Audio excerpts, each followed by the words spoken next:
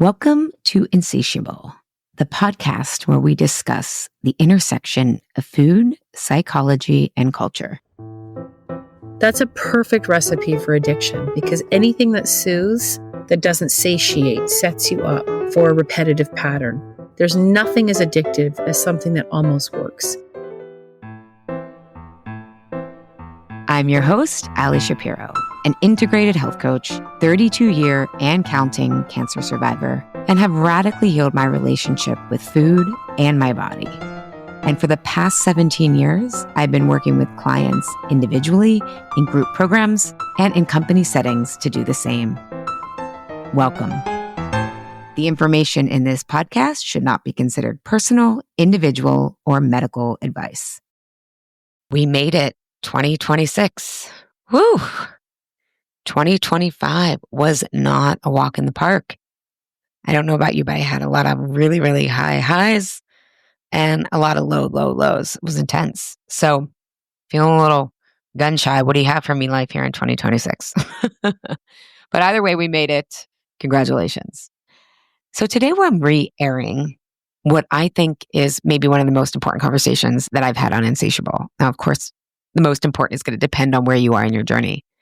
But I really think in terms of a mindset shift or reframing around emotional eating, this is the conversation.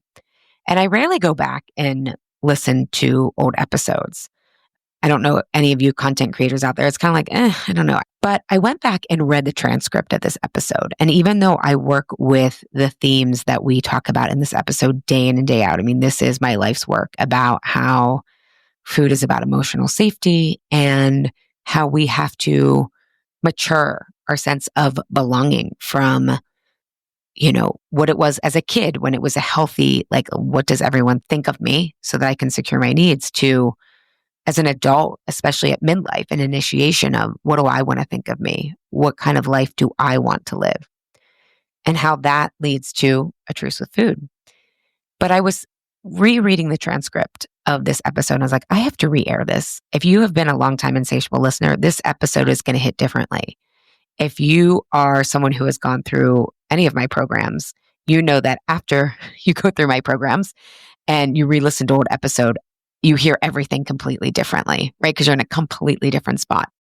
That's what I want everyone to do with this episode. And what really struck me in this episode is about belonging and significance. I've been thinking a lot about this past year, and how culturally we are taught, especially as women, that we will be significant, right, by being thin. And then if that doesn't work or we don't feel that way, we will find our significance with accomplishment, with perfectionism, with being there for everybody else. And so this principle and this guiding need to feel significant is so essential to our human nature, and yet it gets distorted through the cultural conditioning we have.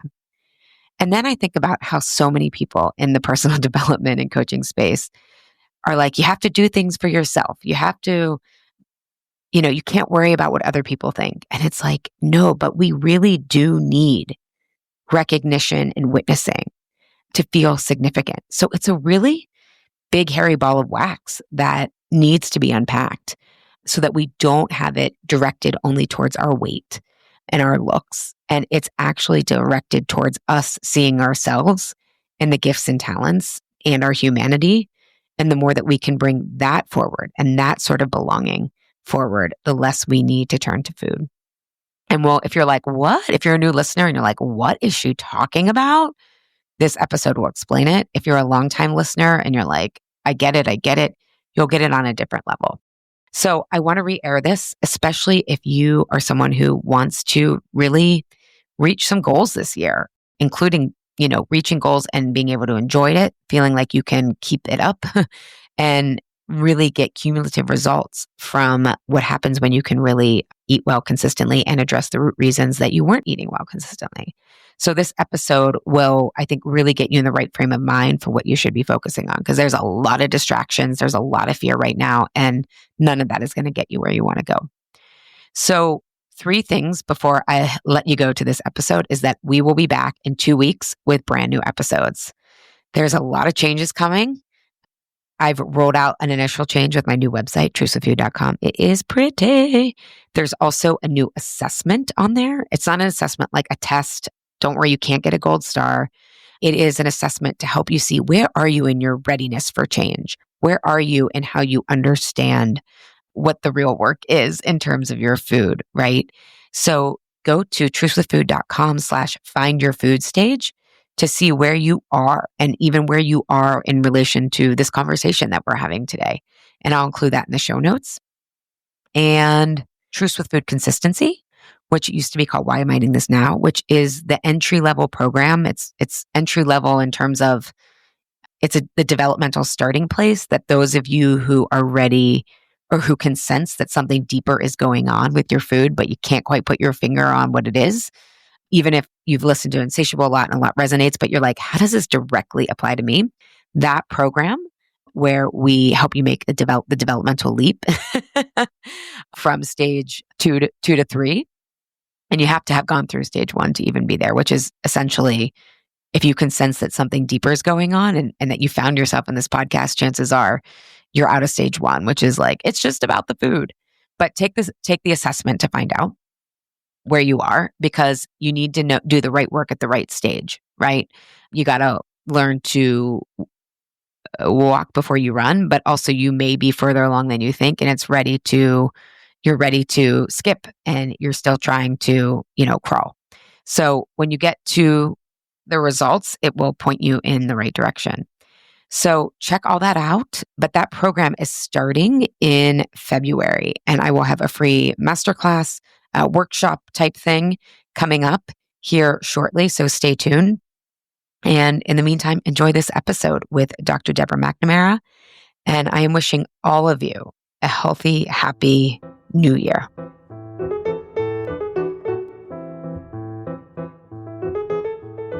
Dr. MacNamara, I am so grateful that you are here. I found you via your book, Rest, Play, Grow.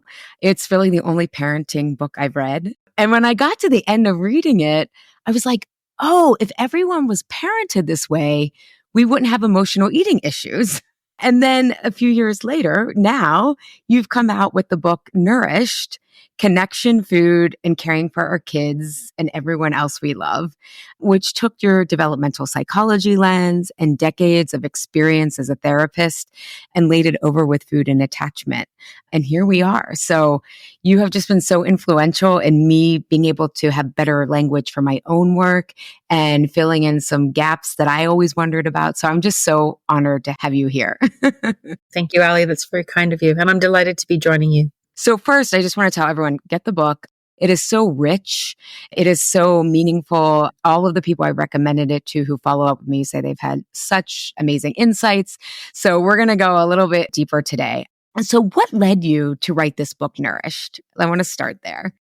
Well, it was partly because as a parent, I was struggling with my own daughter who was 2.5, 3 years of age, who had become very picky. I wouldn't use that term now, but picky in her eating, selective. I couldn't feed her. And I realized I got alarmed. I was very frustrated, but then I got very alarmed because I realized I'm creating a relationship issue here by constantly pushing her resistance back, not understanding what was not working in our relationship around food in particular. Everything else seemed to be okay, but the food stuff, we were going backwards.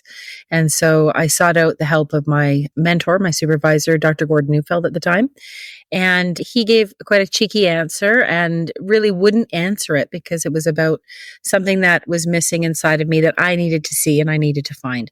And so the book is really an endeavor to do that. I don't think he really thought I would go out and write a book about it, but would probably come back into our next supervisory session with some thoughts about it. But anyway, so the book unfolded from there. But it was also something that when I had insight into, I began to see everywhere that there was something missing in our dialogue and our understanding around food and relationships, that had become all about the food. It become very behavioral, very learning based, that we had lost the essence of, I think, what a lot of food ways and food culture delivered to us, which is food belongs in relationship to each other.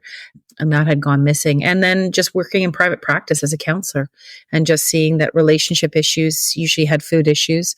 Food issues could cause relationship issues. And so what was this all about? And why didn't we have language for it? And what is it that I was trying to see? And so Nourished is essentially the answer to that. I feel like you've really given language to that invisible thread of attachment and belonging that follows us around. And I love that you said it is so missing in the conversation today. Because as I have a son who'll be almost 5, and given my own health history and stuff like that, I am very mindful of, what foods I want to feed him and all that stuff. And we'll get to later how your book has gotten me thinking of what I need to work on. But there's a lot of again, camps of don't restrict food, you're going to give people, dieting issues and all this stuff. And I'm like, oh, we're missing the bigger underlying issue of it's not about what's in the house, what's out of the house, what you allow, what not. It is what you're saying. It's the relationship is really foundational. And once we get that right, a lot of things I think can clear themselves out. So before we do that behavioral approach to food and really children in general and ourselves, I would say as adults, my work is rooted in developmental psychology, but I address more the adult end of things.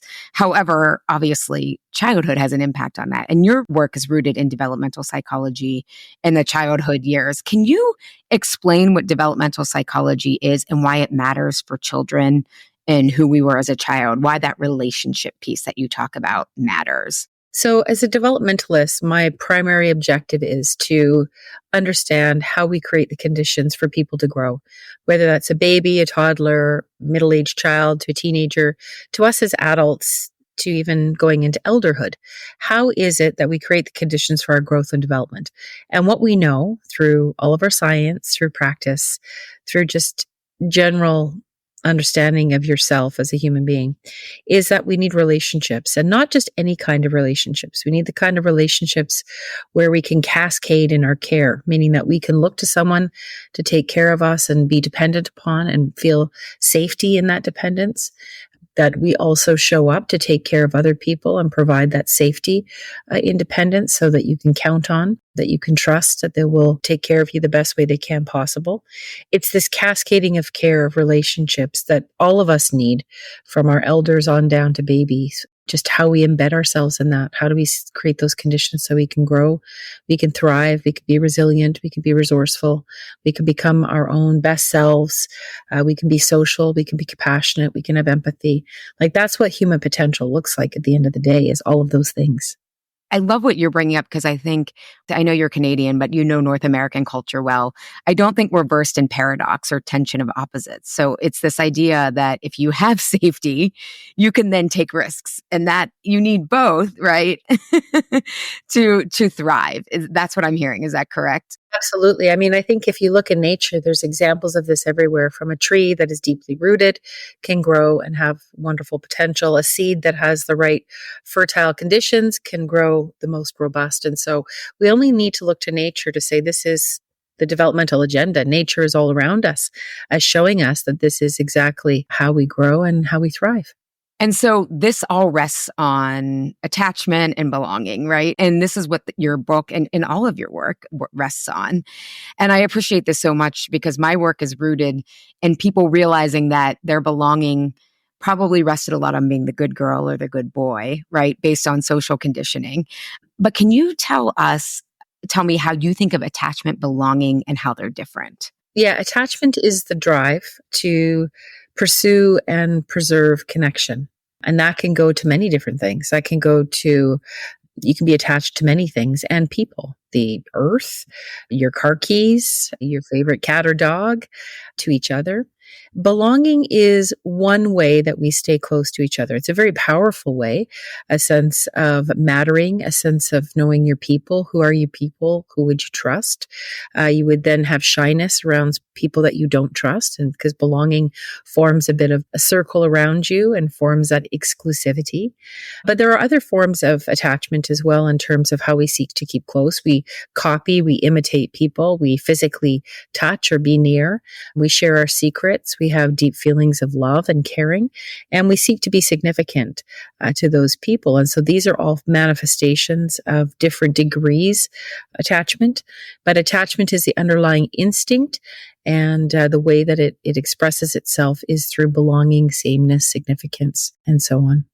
And I love how in your book you talk about the brain prioritizes attachment. You have a chapter on Maslow and his hierarchy of needs. And I understand that he got inspired from the Blackfoot tribe, I believe is their name in Canada.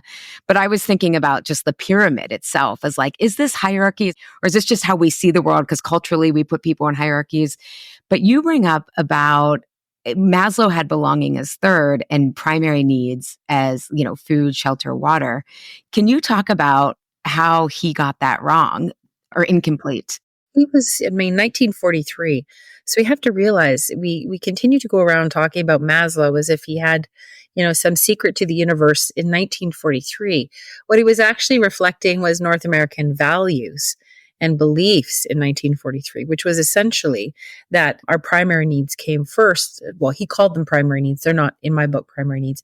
Food, oxygen. Now, of course, the body needs those things to survive, but we know that the gut doesn't even work to process food all that well. And there can be huge issues physically if we are without relationship. And so loneliness kills, pain is greater, enjoyment, engagement in life is diminished. So what Maslow missed, and perhaps, I was led to conclude that part of that, why he missed this, was that he himself was a very traumatized child. He actually, in the records on him, his parents, he had horrible relationships with both of them in the sense that they were very cruel to him. And so I could see that in terms of the context of his own upbringing, he might have had food and oxygen, a place to live, but he didn't actually have love and care. That was grossly missing in his world. And so did he create a hierarchy out of his own psychology? I think you could argue that. Did he create a hierarchy out of the North American values around him, which was at the epitome that, you are your own self, self-care, self-actualization, which wouldn't fit with the Blackfoot Siksika worldview, indigenous worldview, which is where you become mature and then you contribute back to your society and your community. And when you are mature, you are a community caretaker. So he missed all sorts of things, but he really reflected the ethos of the time, which was individualism, self-care, self-reliance, push yourself out there to be your best person. And he completely eclipsed relationship. He completely put belonging down the line. It is from this place of belonging, of attachment, of being rooted that we actually grow. And there isn't neuroscience, effective neuroscience, developmentalists, attachment researchers. Nobody would agree with that view anymore. There's more than enough and ample enough research from orphanage studies to neuroscience to say, no, the brain is actually hardwired and organized around attachment and human connection. I love that you brought that up. I was like, oh my God, there's so many reasons I disagree with this pyramid now. Because I think it kind of should be a circle, but that's like a whole other conversation. But yeah, and you're very gracious in the book talking about like he didn't have the benefit of neuroscience, which you just alluded to that. But I want to highlight that we can now see scientifically what indigenous cultures, have known, I guess, instinctively, that attachment is so important. And I think that's so important because for people listening, whether you're going through your Instagram feed with parenting advice or you're an adult, right, who you go to the doctor and you're having digestive issues or you want to get healthy, it's like, okay, diet and exercise. And it's like, why is belonging and attachment? Like no one's giving you a prescription pad that says, work on your attachment, right? or, or parents who don't want to pass like their eating stuff onto their kids, right? It's like, should I do this? Should I not do that? Versus saying like, well, actually the root of that is attachment with them and maintaining that connection instead of worrying about such specifics around habits, I guess. So I just love that you included that in the book. Thank you. And it's also about repair too, because relationships are difficult and we do get on each other's nerves and we do have lots of frustration and alarm. And so part of the research on longevity shows over and over again, it's actually how you maintain your relationships, how you get through hard times together, how you resolve them, that these are actually quite critical, that it's not just about building them, it's also preserving them. Yes, yes. And I'm glad that you brought repair because we have a lot of perfectionists who listen to this. So it's like, oh my God, if I didn't get this already, it's like, no, there's so much magic in repair and saying, like, oh, can we do this again? So I want to kind of circle back to your daughter, but also to this bigger piece of what you said you wouldn't use picky eating anymore. Because I do have a lot of clients, even as adults, right? I don't work with children, but you talk about eating habits in children as a window into our receptivity of care. And so rather than focusing on if someone's a picky eater or they're hiding food, I have a neighbor who has taken in her brother's children after he passed away. And the one is hiding food, and I was like, you got to read this book. You got to read this book. And so can you talk about that? It's not about the habits and per se, or the food choices, but it's the overall what's underneath that's going on. Can you talk about that receptivity of care? Yeah, absolutely. Well, receptivity is such a beautiful word. So it's like, why is this child not receptive to what I have to offer? And then, of course, we're going to look through three different lenses, which are contrary to a behavioral one, which focuses on what do I do? How do I make this child eat? What consequence, threat, bribe, punishment, talking to do I need to give this child? That's a behavioral lens. That's an outcome driven. How do I do this? How do I change the child? When you ask a different question, which is, how do I help this child become more receptive to what I have to offer? There are three different lenses that I would look through. Number one is a developmental lens. So the age stage of a child and what they're going through, or an adult, and it could include physiological issues and genetic issues or allergies or, different abilities to chew and swallow. So you're looking developmentally. The other lens is one of relationship. Who am I to this child? Who do they see me as? So it's not just through our eyes. It's, is the child receptive to us? We may love and want and desire to take care of someone, but they may not yet be ours. Like, a child who moves into somebody's home after a loss or a foster care or adopt situation, that child may not be that person's yet, even though there's lots of love there to give. And so what is happening here, relationship, in the relationship and receptivity, and it might not have anything to do with what you're offering. It might be something inside the child. And that is about our emotions. Our emotions are all over the place. They always say, and I wish I'd gone more on this in the book, they say, oh, don't be an emotional eater. There's only one kind of eating, and our emotions are always going to be part of eating. Eating was meant to bring pleasure. The problem is it doesn't always bring pleasure. And that's the more interesting question. How do we set it up so that food can do its intended work, which is to bring pleasure and to be part of this beautiful cascading care of relationship? So if a child isn't receptive, if my daughter, I'm labeling picky, what I didn't see is developmentally, she had a very sensitive chemical sensing system. She tastes, touch, smell were quite strong. And I was in a hurry and I was pushing, because I was thinking that the way through was to, just come on and eat just like your sister did. It's not that bad. But I wasn't paying attention to her needs. And emotionally, that created all sorts of resistance and opposition. If I'd been patient, if I'd given her more time to play with her food, get to introduce it through a relationship of us eating it and watching us eat it and us enjoy it and be around it enough so that she could find her own way with it and not be in such a hurry and not be so pushy. I believe this would have resolved itself, because she had a bias to eat. She had a bias to explore. She did want to take from me. And so it was my hurrying that made a mess of it. With a child who isn't settled into your care yet, this is very common with the hoarding of food. This is a relational and an emotional issue. They hoard food underneath the bed. Food has become a substitute for making yourself feel safe. The food has the safety rather than the relationship. And so, they hoard on in a depersonalized way to the food as if this will be the answer. It's kind of primal. It's about self-care. It's about not leaning into the care that's offered to you for reasons of alarm, frustration, loss, sadness. There can be lots of stuff going on for that child. It doesn't mean that what you're offering isn't good. It just means that for this child, they're in a position where it might take some time for them to accept it. So what do you need to do to keep holding on until the receptivity is there? What do you need to work at? How do you create those conditions? Everybody that work in the foster care system says they know when their children are starting to settle in, when they start to stay in the kitchen a little bit longer. They start to talk a little bit longer. They might start to eat some of the food that everybody else is eating, maybe not all together, but they just start to stay and linger a little bit longer until they might eventually come to the table and eat with everybody. And they know that that child has truly come home. So just be patient and remember, food plays out so much of our relationship and so many of our emotions because it's visible, and relationship and emotions are invisible. So a lot gets attached to this, and then we focus on the food, and then we end up in hard times potentially.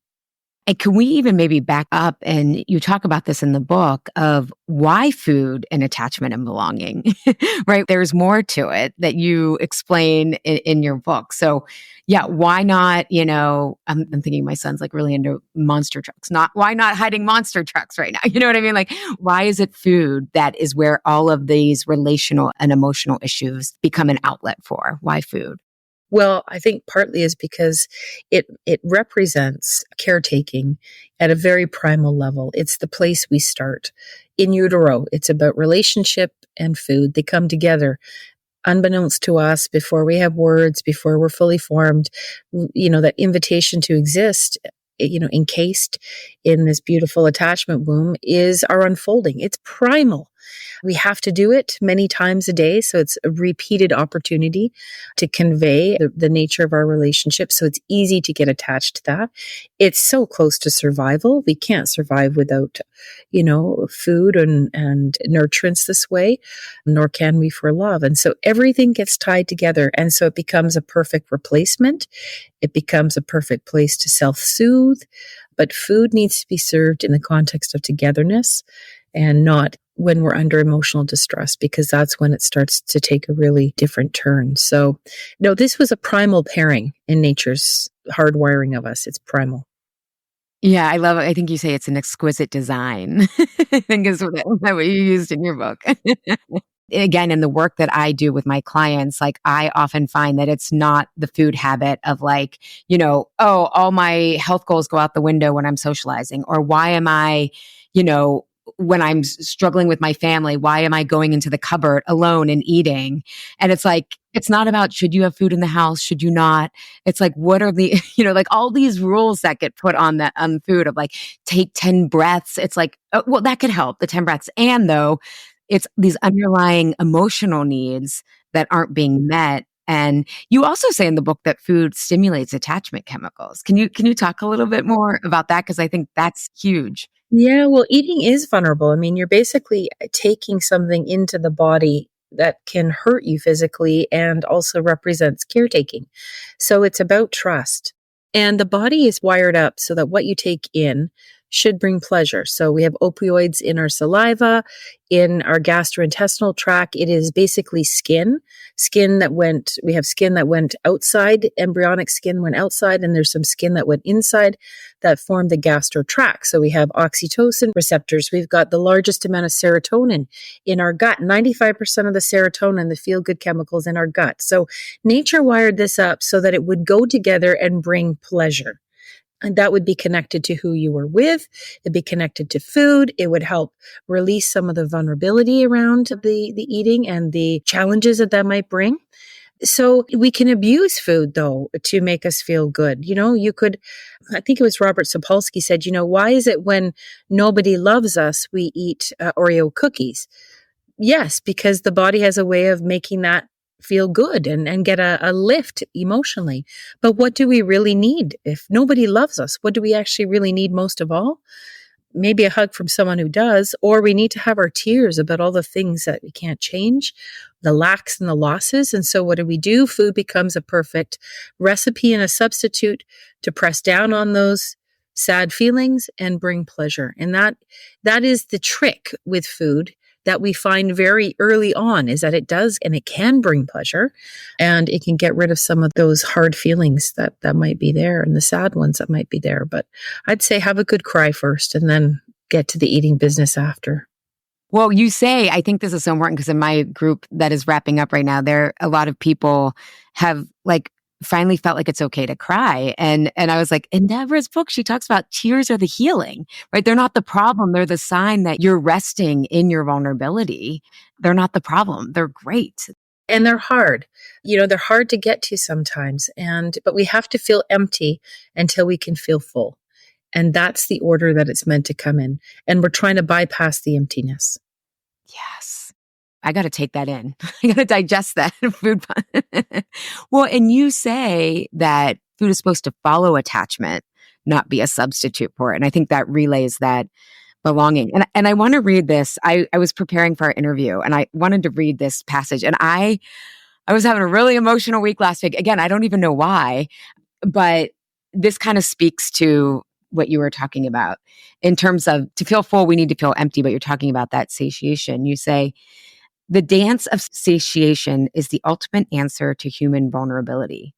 We can all be wounded, face lack and loss, and feel unsafe. We cannot make ourselves feel secure, but we are meant to be blinded from this existential truth through our togetherness. When we look to another person for caretaking, to depend upon them or to be their caretaker, we can find rest from our vulnerable condition, if just for a little while. We all need places and people where we feel safe so we can be released from our incessant hunger for connection and food. In such places, we gather and feel our thoughts and emotions. Nature's design is exquisite. We cannot tolerate or feel how vulnerable we really are without having the anecdote right in front of us. Strong, safe, caring connections with others. We are meant to seek togetherness when in need, and it is this neediness that saves us. Like, I can feel the vulnerability in that. Yeah, and it's so hard, that dance. It is. Why? It's part of the individualism, right? You think you're weak if you need others or you need support. And at least that's what I see with my clients. I would agree culturally that we are not pointing in this direction.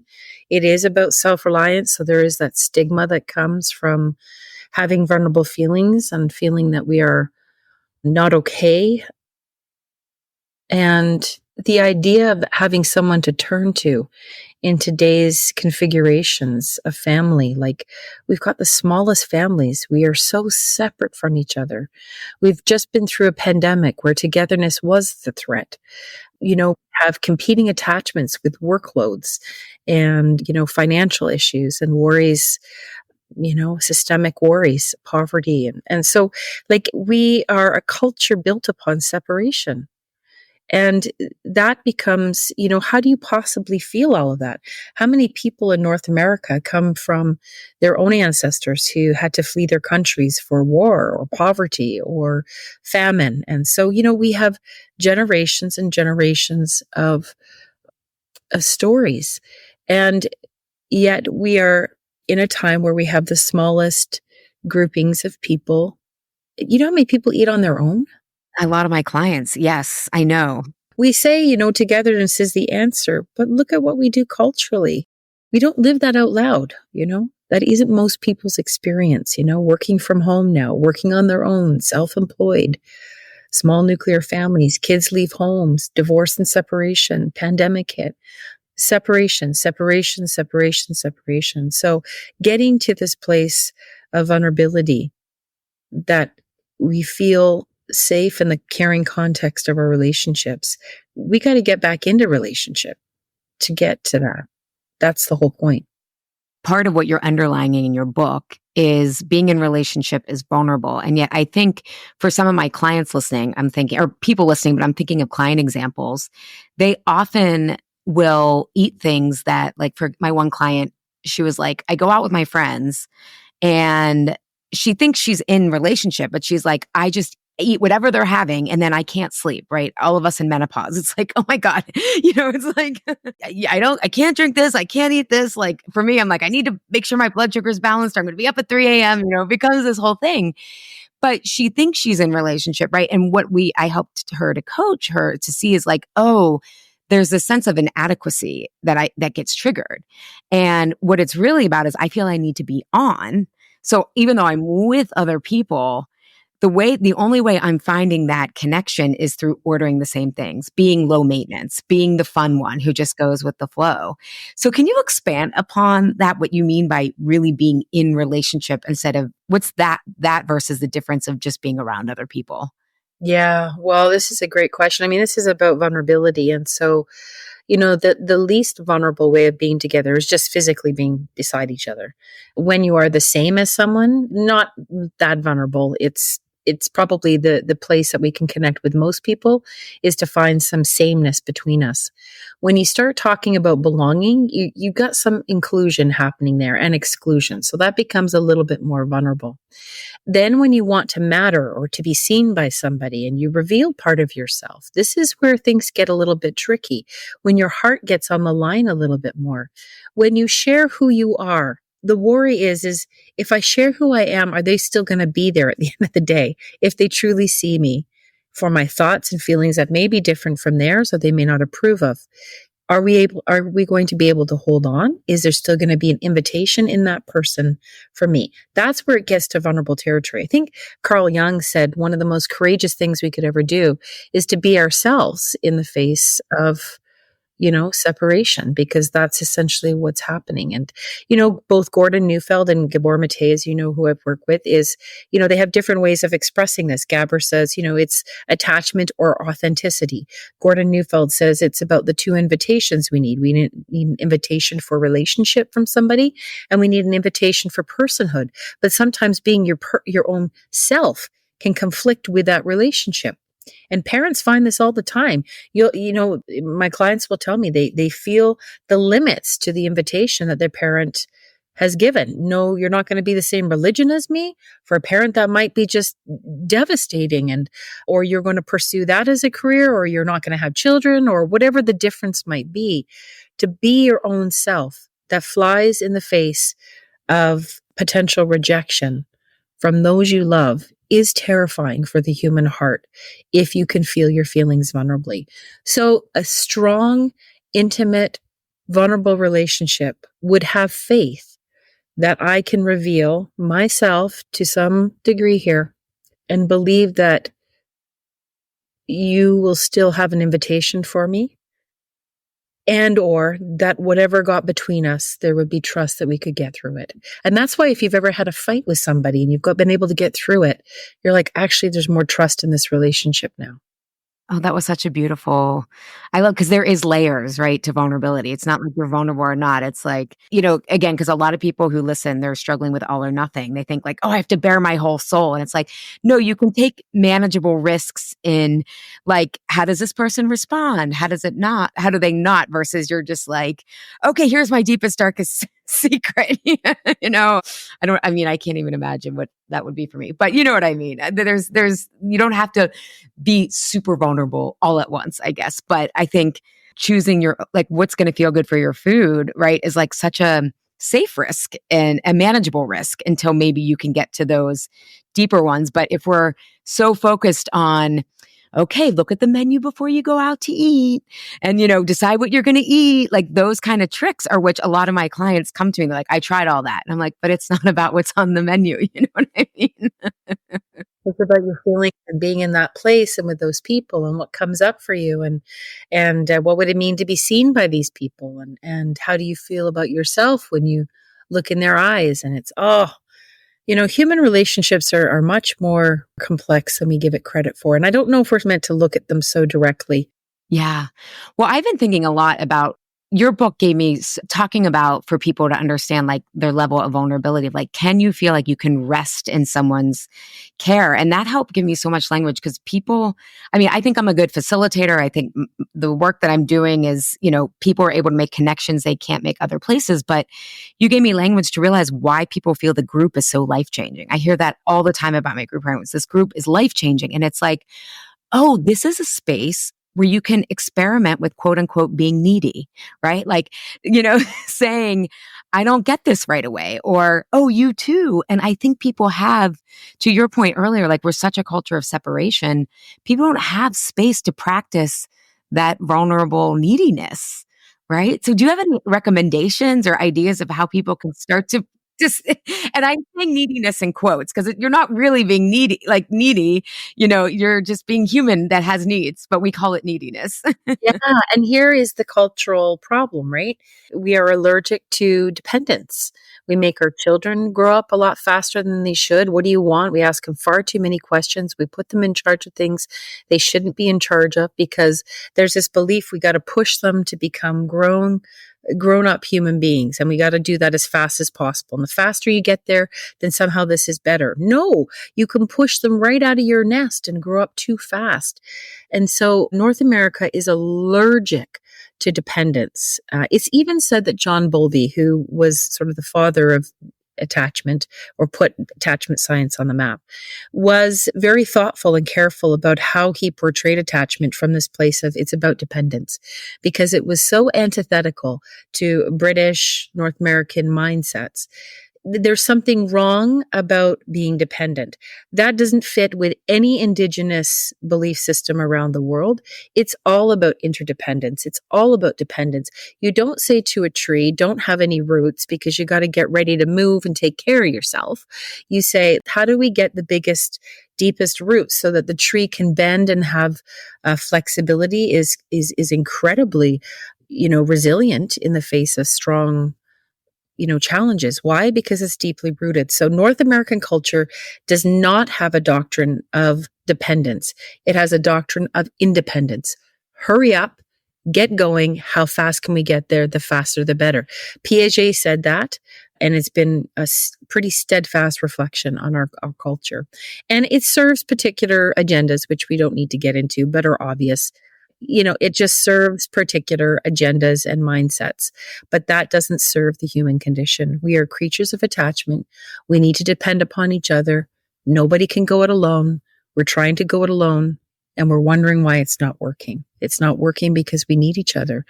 And for adults, it needs to be reciprocal. We lean on someone, they lean on us. We lean on them, they lean on us. We all have needs that we need to deliver to other people that only other people can deliver the answer to us. So if it feels strange to do that, it's because we don't have a lot of cultural support and we weren't raised that way. So it is an act of courage to show that one is in need these days. But how sad that is. How sad that is. I know. But I think you saying that, it like unnormalizes normal. Like that's what I feel like. I feel like normal is so unhealthy on so many levels that It's not that. yeah, it's not natural. I love that you said that. And I think that's so true because I know in my program, Why Am I Eating This Now, that I have coming up here in September, I'm trying to get people to see that when they go to eat, it's not about what just happened before that, right? It's some unmet emotional need. And you talk about like feeling our feelings is a luxury. And I think that not feeling like we can depend on anyone, not feeling we neediness, we kind of stuff everything down. And then for like a lot of my clients at night, it's like, why am I standing in front of the fridge? And I'm like, well, we need to go back like maybe over the weekend. Like it's not about what just happened, right? Before that. But can you, and it's like, oh, again, if we go back to what you talked about earlier, food has become this place that we associate with resting in a way, even if it's not full rest, right? It's a way that we'll take as much rest as we can, and our feelings tend to come up then, and then the food pairs with it. But can you talk more about feeling our feelings is a luxury and how we need the sense of attachment and belonging to even start to like, so many of my clients are like, why don't I know what I can feel? I'm like, well, because you need space for that and you need safety. And if you're going to judge yourself every time something comes up, it makes it really difficult. So can you talk a little bit about feeling our feelings as a luxury? Because I don't think most people think that way. No, and I don't think we have language, particularly as we're moving into understanding emotional science a little bit better. Emotions and feelings are seen as the same thing, and they're not. Emotions are unconscious. Feelings are the conscious process of making sense of the emotions that are stirred up in the body. So if you, like, the brain is incredible. It gets all these pieces of information and it decides what to bring into consciousness, what to make sense out of. And it doesn't process everything right away. It can hold on to emotions and they pop up later on at night, when you're going to bed, in the middle of the night, whenever, first thing in the morning. And the brain has to have the luxury of that attention. Now, if you've got other things that are threatening to you, you've got a job you've got to get to. You don't want to lose your job. Your survival depends upon that. You got to get your kids to school. You're working on a project. You've got other people's needs on your doorstep. What oftentimes happens is the brain gets busy saying, okay, push it aside. Those emotions are not critical for survival right now, but where you need to be paying attention is. So it presses down on the emotions, but it doesn't mean the emotions have gone away. It just means they're sitting there and they can blow out, someone gets behind their car and has road rage. I mean, that's not that's stuff coming up. So, that you have no words for. So feelings are a luxury. They require some space. They require rituals that protect and preserve space, like people having morning rituals or meditation rituals or exercise rituals or going for a walk or just a space, no screens, no stimulation. Like we don't even have a luxury of space anymore because of screens nonstop. So you need some space so that the brain can pay attention to the body can respond, the brain can start to make sense out of it. That alone is a huge luxury in today's world with parents and adults overtaxed with competing responsibilities where it's all about getting ahead and you're not rewarded for making space. The only thing that happens is long term, you're going to be a lot healthier, but that's a long term view. So that's why a lot of this stuff was in rituals, that we had rituals and ways of being that preserved this space for the metabolizing of our emotional world so that every day had some beginnings and had some endings, and we could land on that, that capacity to reflect, to have some tears. The more emotionally stirred up we are, the more the challenges we can have with eating. It's like we should almost have a fridge that doesn't unlock unless it can do a little test on you and say, have you had enough tears today? And it's like, nope, go back, have some more tears, and then you can come and eat. That would be probably the best way to take care of us. No, because emotions get displaced and they're not conscious and we don't know. And we don't even necessarily even feel our hunger. Our brain cuts out signals. If I'm presenting for a whole day and I'm working and I'm really concentrating and running a big group, I'm not feeling my hunger. I don't have the need to go to the bathroom as much. I don't feel hungry. But I can tell you when I leave that event and I'm moving into my night, all of the feelings, emotions will start to come back. My hunger will hopefully start to come back and everything starts to return. And then I have to sit with it there. So we just don't understand that. And when we had rituals and we had structure, we had routine, we had culture, we had foodways, that cycled us in and out of rest mode. In and out of rest mode, into work mode, into rest mode, into work mode, into rest mode.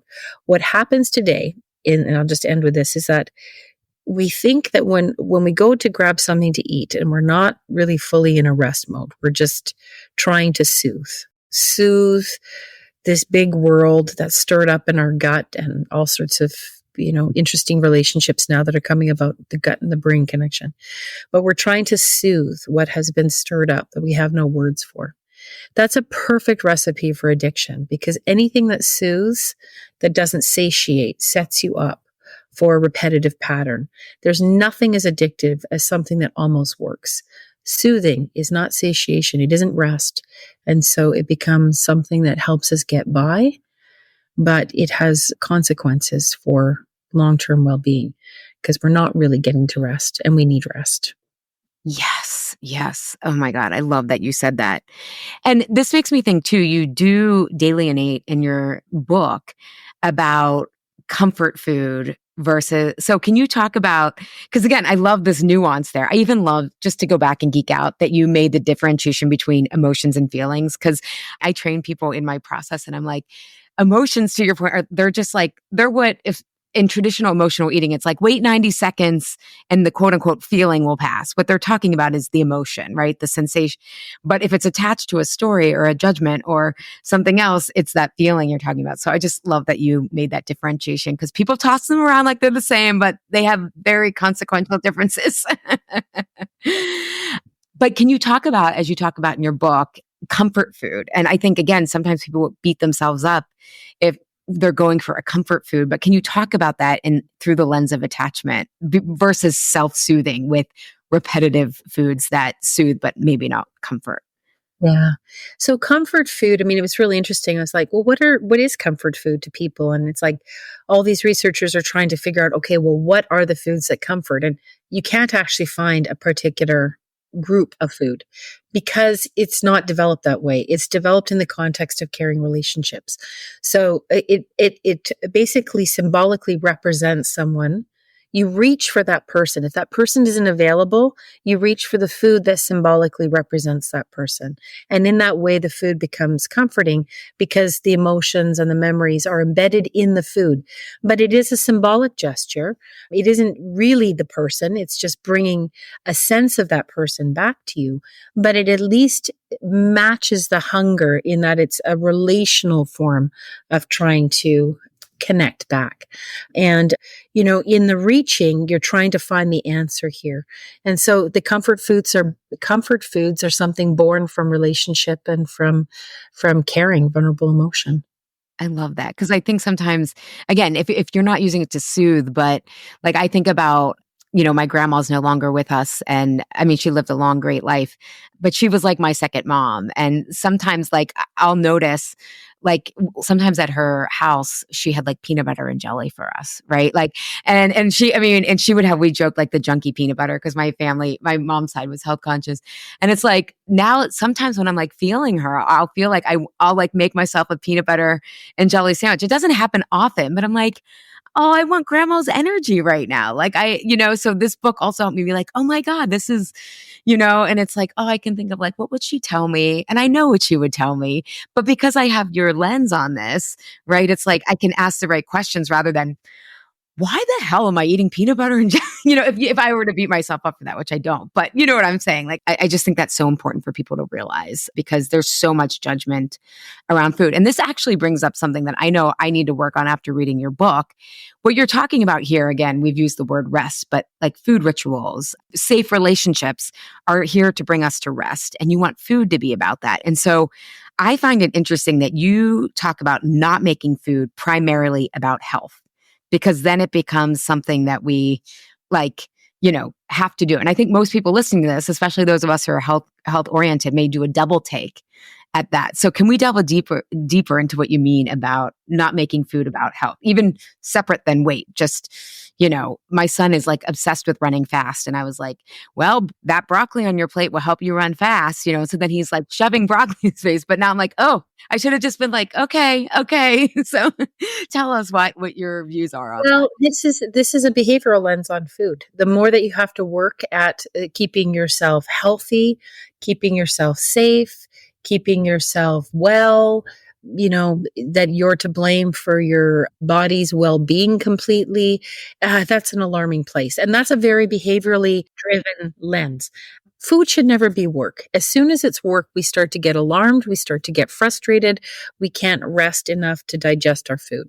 If food is about connection, if food is about play, if food is about enjoyment, then our body can deal with that food a lot better. It also brings us into relationship, and that relationship is the heart of longevity and resiliency. All of the research has shown that has far superior effects.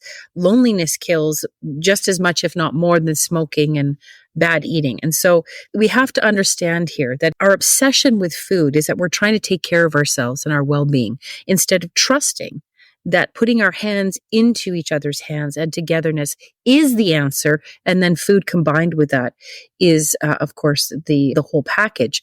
So a behavioral lens says, is it good? Is it bad? What's in it? We don't eat food anymore. We eat nutrients. That's one of the problems. It's like, no, I don't want to know what's in these cookies. I want to trust the person who's giving me a cookie loves and wants to take care of me, that we're doing this at the time that we should be doing cookies because that's how they take care of me. And, I go with the flow. So it's a behavioral lens. Our health focus is a behavioral lens. It is dividing us from food as a gift. You shouldn't have to deserve food. Everybody, it's just should be unmerited. Even in some of the indigenous teachings that I was given by some people I interviewed, they said, we don't even make our children like say thank you or please, because if you have to say please for your food, it's like begging. Like that someone might not give it to you. Of course, we're going to take care of you. Of course, we're going to provide for you. And of course, we know that you're grateful. If you feel that someone is given to you and is taking care of you, reciprocity and gratefulness should be there. But what do we do today? We say, eat together and with joy. That's our prescription. Okay, I'd like you to sit down and eat together. Okay, now that becomes work. Okay, are we together? Should we be together? Should we play this game? Okay, you're not playing the game right. That's not togetherness then. Okay, and joy. Okay, well, how do I manufacture joy then? Okay, do I put a smile on my face then? It's work, work, work, work, work. You shouldn't have to work that hard. If you're in a relationship, joy is part of that because the emotions are there. If you're at rest, then there is that sense of togetherness and joy that comes. But what do? We make these work-based prescriptions instead of getting into the how of eating. And Michael Pollan said this really well. It's really easy to fix what we eat, and we spend all of our time and energy. But in the research that's done with parents, 87% of parents say, we're pretty sure we know what we should be eating. What we don't know, over 70% of parents say, we don't know how to eat. We don't know how to get them to eat this food. We don't know nutritionally, leave it behind, taste new food.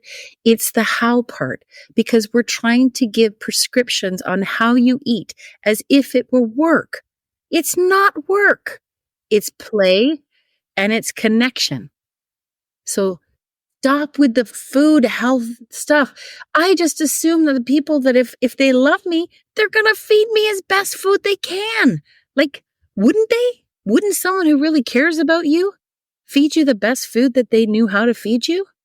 You're hitting on two things. I think of like sequence over strategy. You're not saying don't eat healthy food. You're saying that will come as a product of having the connection first. And mealtime being a place of rest where, we do like best part, worst part of your day. And, like then what's being offered is being more likely to be received because your children can rest. But same with us for adults. I just want to emphasize that for people because sometimes people hear either or, but you're right. Like, won't people serve me the best food that they know how? I think though some of us grew up, and my family was not like this, but a lot of my clients, like their family had no concept of nutrition. And in America, we have super highly palatable foods. And so there is this kind of, well, my parents didn't know, but I think we've swung in the opposite direction of like, okay, to your point, like it's pretty simple what to eat. That's what I always work on with clients. I'm like, what to eat is pretty undramatic. It's really not that exciting in terms of like, there's no, like, I don't really believe in like superfoods and all that. It's like, no, eat in season, try to get real food most of the time, but it's the how. And what you're offering is the hows, which I think is so key for people. And I think just to that point there, which is really important, is that the how got broken for us in our past generation for our parents, which is the how became about what marketers or food processors, farms became factories. And so the how we ate got dislodged from relationship. We ate on the land, we ate plants, we ate close to home. It wasn't about a smorgasbord of things available that you could fly in from around the world. It was about eating in relationship to Mother Nature, understanding the seasons. Our Indigenous people have been preserving food since time immemorial. They wouldn't have never lasted through the winters if they didn't know how to preserve their salmon and their seaweed or whatever it was on their land. So what also our parents inherited was a broken relationship with the food we eat. Because, selling a yam versus selling yam chips is a different economic price point. Like someone is benefiting. A yam versus yam chips, you can charge a lot more for yam chips. And so our relationship with food got broken when we stopped being able to see, grow, smell, and live off the land. And food got sold to us as this is better. This is better, than breast milk. This is better. Look at all these macronutrients that, as if Mother Nature wouldn't provide for us the best that she possibly could to survive. Of course she did. Of course she did. So, in my book, one of the quotes I have is from Piero Camporese, who said, dietetic engineering has become our new fond, anxious mama. Yeah, it's a poor replacement. It's a poor replacement for what used to take care of us. So we have to realize, no wonder we're so alarmed is because the food systems were broken from our own parents. And so we're trying to say, well, what do we eat then? That doesn't seem like food to me. Yeah, I would agree with you. And so all the pushes go back to things that you know your grandmother would serve, things that you recognize, most natural states, of course. But we used to eat like that. That used to be our environment. Oh my God, I love that because as you were talking, I'm like, yeah, the original attachment figure is Mother Earth, right? And it's like, yeah, it's almost like now it's the anxious mother, right? Of like, that's so fascinating, that quote. As you were talking too, as you were saying so much work, I did a whole episode with this woman named Anne Helen Peterson about how the Puritans and Protestantism is, I always have a hard time saying that, really like white Jesus is like really rampant in wellness, right? Like purity culture, all this stuff. But it's also in this like idea of work ethic, right? And it makes me think of, because we have we have a lot of practitioners who listen to this. When you're talking about behavioralism, that for people in who are practitioners who help people with habit change, it's thinking about the environment and how do you control the person and whatnot. And that to me is almost rested on this like Judeo-Christian belief that you have to earn your goodness, right? Because when you're saying in indigenous cultures, we just trust you're grateful. We trust if we support all of this, you're going to, this gets back to developmental psychology, you're going to grow and thrive into someone who wants to contribute to our community. But that's not how, like, all of North American culture, like this foundation is rest on you have to earn your goodness, right? You have to earn your attachment. Mm-hmm. Yeah, and that's the essence of behaviorism. I mean, that's the Skinnerian model, which is, John Watson, don't pick up the child. When they cry, they'll get used to it. You got to push them out there into the world. Skinner, when Skinner and Carl Rogers, who was a humanist, they were having a debate, and someone said to Skinner, like, why do you make people work for love? Like, they have to earn, what they get under your approach here. And he said, but what else do we have to make them work? And that's where, paradise was lost. You're not meant to work for some things. You're meant to work at some things, but not everything. We have three primary drives: the need to work, the need to rest and attachment, and the need for play. And both play and attachment are rest modes. And that's where we should be doing our sleeping. That's where we should be doing our eating. That's where we should be doing our self-care and rituals this way. And then we need to show up and we need to work hard at whatever it is that we need to work at. But they need to have some spaces between them. And they've all got mixed together and everything's being pushed into a work mode now. We work at making our kids go to sleep. Do we work at, our exercise? Back in the day, lots of people are really healthy by just doing, like the Blue Zones research, that just everything they do, they're walking and moving their body. It's not artificial. It's just part of their life. And so it was all integrated. So no, work is the work mode, and its complete invasiveness in all aspects of our life is destroying well-being. I love that you brought that up because so many of my clients, they work hard and they're disciplined in other areas of their life. And I talk about in the coaching field, we say when you have a hammer, everything looks like a nail. So it's like, oh, if this worked here, it's going to work on my food. It's going to work on this. And it's like, oh my God, food becomes this big like project, like the project where my work is helpfully to help them move it to the back and realize that when you have this belonging to yourself and you feel like you can be in relationship, first starting with yourself, because again, it's an adult sense of belonging, not a child's. But I just love that you said that because I'm in my own personal era of like, what if I didn't work so hard? What if I rested more? And I'm loving it. And it's like, I'm not feeling guilty. And it's like, okay, I know when to work hard, but it's been really a big revelation, this concept of rest for me the last couple of years. So, okay, so I would like to leave listeners with some practical reframes from your book for both feeding their children and themselves, because I love the parentheses in your books, right? Rest, play, and grow for toddlers, parentheses, or anyone who acts like one, which is like, this book applies to the person that your partner who can't hear criticism effectively, or you, but nourished is like in parentheses and everyone else we love, right? So this is one of the many gems in your book. We talked about this a little bit, but I want to ask it again. When someone is beating themselves up for seeking comfort food, what else might they think about why they're seeking comfort food? Well, it's trying to feel what is the need, what is the hunger, what is the nature of the hole inside of you that you're trying to fill. That's such a beautiful question. Often the questions people ask themselves is, how do I stop eating when I don't want to? And you suggest a better question along the lines of is, how can I support you in what you're seeking? Can you expand upon that? Well, again, it comes to what's the nature of the whole? What is the answer that is coming to you? And why is food the answer? And could other things be the answer there too, right? We could seek a cell phone and technology. We could seek any form of distraction and pursuit, but food is the most accessible and ready. But again, it comes back to, well, what am I trying to fill? What am I not trying to feel? Those might be questions to start asking yourself and make room for, or to make some ritual so that you can move into rest before you move into your eating, and to pay attention. Like oftentimes if I am upset emotionally and it's time to eat, I'm like, I just don't feel hungry because I need a good cry. I need to feel sad. It's okay that I don't eat. I just wait for the hunger to return. It's just a paying attention to those cues and knowing, and just trying to have some sort of relationship where you're scanning and asking those questions, and, you know, believing that you're strong enough to hear the answer. Oh, that was beautiful.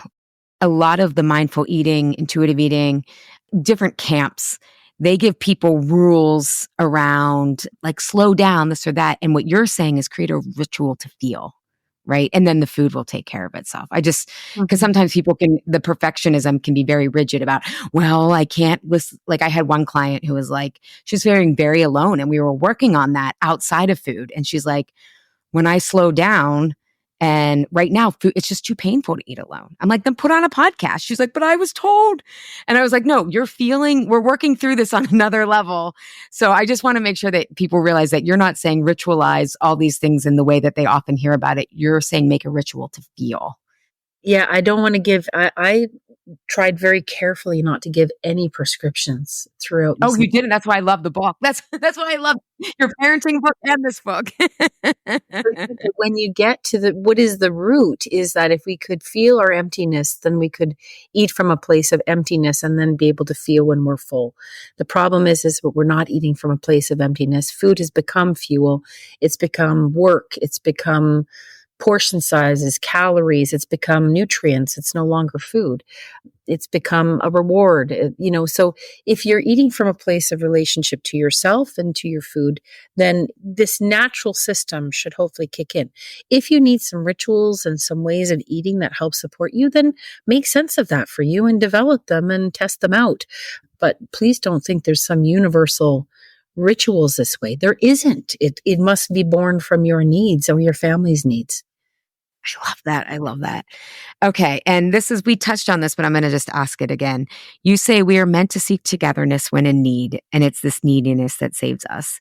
Do you have any practical tip for experimenting with how to be needy in our relationships so we can make food part of the solution, not the problem that so many people struggle with? Yeah. Well, I just think again, it's where do I seek to depend? Who do I seek to depend upon? Mother Nature is a source of dependence. It could be another adult in your life. It could be a faith or a higher power for you. It could be one of your way back people or ancestors this is grandma's soup and, whatever grandma's biscuits. But where do you seek dependence? Or are you seeking to go it alone? Like that's the question that I would ask. And, who do you deliver your needs to? And there's no one right place that way. But do you allow someone to help you? Do you allow someone to deeply love you?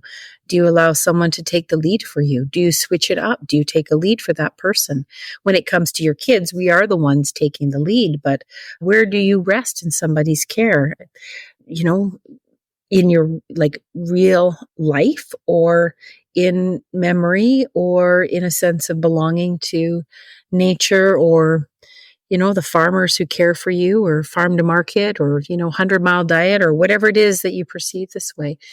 Just visit your needs feel your needs, feel the lack, feel the loss. It's okay. They're not going to kill you. The more that you can put a name on it, the more that you can feel the shape of the whole, the more that you have that into conscious awareness, the more that you're likely to find something that fits as a lock and a key to that. But you have to kind of sometimes sit in what is missing and where you do feel your needs before you can venture out to visit them upon somebody. And I think of how you said, and we're strong enough to hear the answer, right? We need reminded of that, I think, often. So, Dr. MacNamara, is there anything that I haven't asked you or you're surprised that other people haven't asked you yet in relation to this book?